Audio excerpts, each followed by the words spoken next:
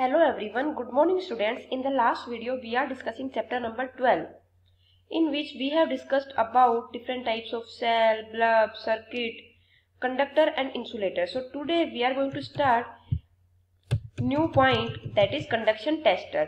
Conduction को हम testing किस तरह से कर सकते हैं? तो बेटा मैंने आपको दो चीजें बताई। एक आपके होते हैं क्या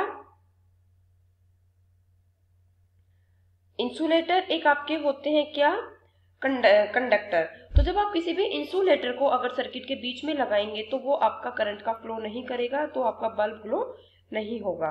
लेकिन अगर आप किसी कंडक्टर को सर्किट के अंदर प्लेस करेंगे तो वहां से आपका बल्ब ग्लो करने लगता है। तो यहाँ पर देखो हमने की लगाई है, की आयरन से बनी होती है, ये कंडक्टर होता है। तो इस केस में आपका बल्ब ग्लो करेगा। नेक्स्ट हमारा है बेटा फिलामेंट क्या होता है। तो किसी भी एक बल्ब में एक फिलामेंट क्या होता है, देखो जैसे ये डायग्राम है तो यहाँ पर आप ये देख सकते हैं दोनों वायर्स के बीच में जो ये पतला सा एक बहुत थिन वायर होता है, this is basically known as filament. अगला है आपका ड्राई सेल। ड्राई सेल क्या होता है बेटा, this is basically a source of electricity. इसके अंदर हमारी केमिकल एनर्जी स्टोर्ड रहती है, वो chemical energy direct current DC generate करती है जब हम उसको एक सर्किट के अंदर जोड़ देते हैं। बल्ब क्या होता है, बल्ब बेटा एक इलेक्ट्रिक बल्ब है जो कि हमारे सर्किट में लगा होता है, और जब उसको हम एक सर्किट को क्लोज सर्किट की फॉर्म में जोड़ते हैं तो वो हमारा ग्लो करने लगता है। उससे आगे हमारा आता है कंडक्टर। कंडक्टर क्या होता है बेटा, materials that allow electric current to pass through them are called conductor. कोई भी कंडक्टर क्या होता है जिससे कि हम किसी भी मटेरियल में करंट को अलाउ कर सकते हैं, करंट अलाउ होता है जिस मटेरियल से, वो मटेरियल आपका कंडक्टर कहलाता है। नेक्स्ट है इलेक्ट्रिक शेल। तो इलेक्ट्रिक शेल भी क्या है बेटा, इसमें भी बेसिकली आपकी एनर्जी स्टोर रहती है। तो आप कह सकते हैं इसमें भी आपकी इलेक्ट्रिसिटी का सोर्स होता है। नेक्स्ट टर्म है आपका इलेक्ट्रिक सर्किट। इलेक्ट्रिक सर्किट क्या होता है बेटा, एक कंप्लीट पाथ जिसके अंदर आपका एक बैटरी है, उसका एक टर्मिनल से लेके दूसरे टर्मिनल तक बीच में जितने भी पॉइंट्स आते हैं और उन सारे पॉइंट्स को लेते हुए जो एक पूरा कंप्लीट सर्किट बनता है, that is basically known as electric circuit. Filament मैंने अभी अभी आपको बताया कि इलेक्ट्रिक बल्ब के अंदर, ग्लास कवर के अंदर आपका एक बहुत पतला वायर होता है जिसको हम क्या कहते हैं बेटा, फिलामेंट कहते हैं। नेक्स्ट है इंसुलेटर। इंसुलेटर क्या होते हैं, जो कि करंट का फ्लो नहीं होने देते हैं, वो इंसुलेटर कहलाते हैं। नेक्स्ट है स्विच। तो स्विच क्या होता है बेटा, इलेक्ट्रिक सर्किट में एक ऐसा डिवाइस होता है जो कि सर्किट को ओपन और क्लोज दोनों कंडीशंस में अलाउ करता है। जब स्विच ऑन होता है मतलब कि सर्किट क्लोज होता है, सर्किट क्लोज होता है तो हमारे पूरे सर्किट में करंट फ्लो होता है और हमारा जो भी इलेक्ट्रिक अप्लायंस है, जो भी डिवाइस है, वो ऑन हो जाती है। लेकिन अगर हमारा स्विच ऑफ है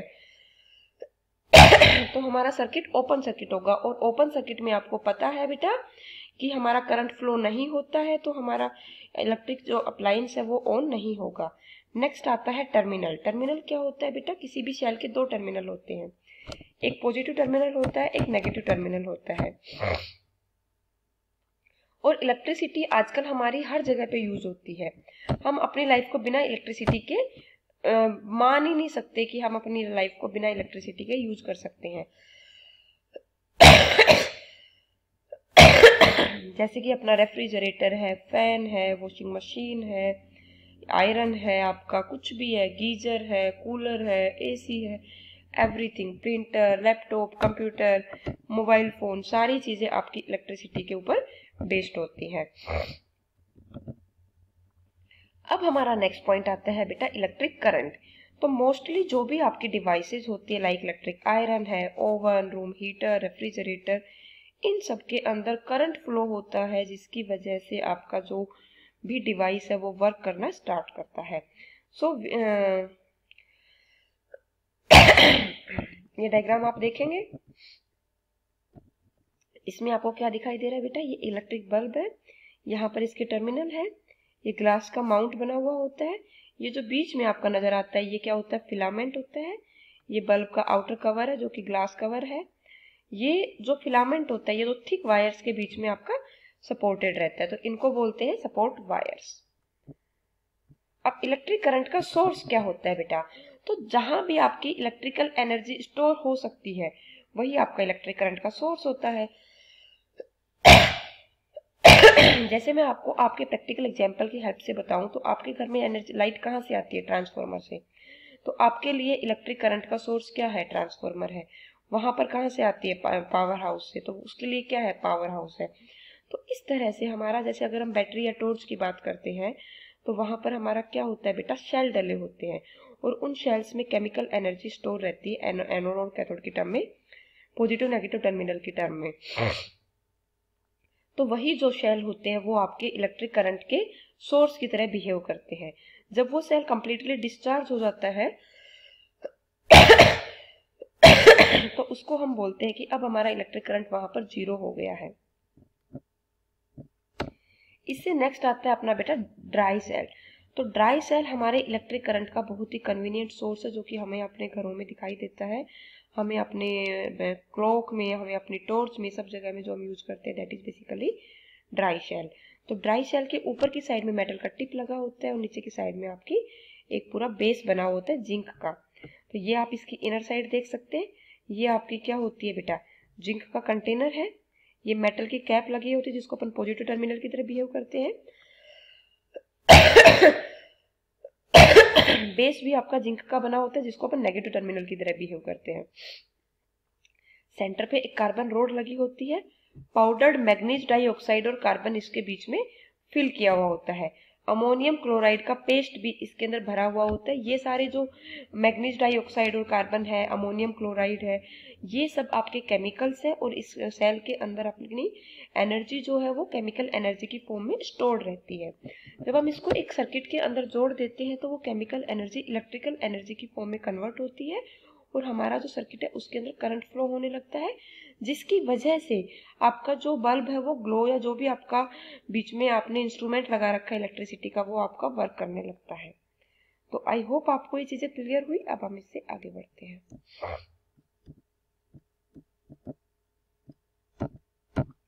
इलेक्ट्रिक करंट का फ्लो किस तरह से होता है, तो 3 बेसिक कंडीशन है। कोई भी डिवाइस जो कि प्रोड्यूस करती है इलेक्ट्रिक करंट को, लाइक आपकी शेल है, बैटरी है, ये सब आपके सोर्स की तरह बिहेव करते हैं। दूसरा होता है एक वायर जो कि कॉपर, सिल्वर या एल्यूमिनियम जिसका भी बना हुआ होता है, वो इलेक्ट्रिक करंट को फ्लो करने के लिए यूज किया जाता है दो डिवाइसेज के बीच में। तीसरा है एक अनब्रोकन लूप, मतलब कि क्लोज लूप। मैंने आपको बताया था ओपन लूप के अंदर आपका करंट फ्लो नहीं होता है, लेकिन जब आपका सर्किट क्लोज होता है तो उसके अंदर आपका करंट फ्लो होता है। तो an unbroken loop of wire running from one terminal of the source, that is positive terminal से नेगेटिव टर्मिनल की तरफ जाता है और बीच में उसके सारे अप्लायंसेज बीच में एड ऑन होते रहते हैं। तो ये अपना क्या होता है बेटा, किस तरह से करंट फ्लो करता है। तो देखो ये सोर्स है, ये सोर्स के पॉजिटिव टर्मिनल से आया, ये बीच में बल्ब है, ये नेगेटिव टर्मिनल के होते हुआ पूरा क्लोज सर्किट है। Electric current will flow through the wire even if the bulb is not a part of setup, but using a bulb will help us to find an electric current is flowing in the wire. Notice that the source, wire and bulb are unbroken loop. Bulb नहीं होगा तब भी आपका loop complete रहेगा, लेकिन bulb के होने की वजह से आपको ये पता चल जाता है कि कब आपका करंट फ्लो हो रहा है और कब आपका करंट फ्लो नहीं हो रहा है। जब आपका करंट फ्लो होगाとआपका बल्ब ग्लो करेगा, जब आपका करंट फ्लो नहीं होगा तो आपका बल्ब ग्लो नहीं करता है। अब हम इससे आगे की वीडियो में देखेंगे बेटा किस तरह से हम एक इलेक्ट्रिक सर्किट को बनाते हैं और एक इलेक्ट्रिक स्विच को बनाते हैं। थैंक यू बेटा, गॉड ब्लेस यू।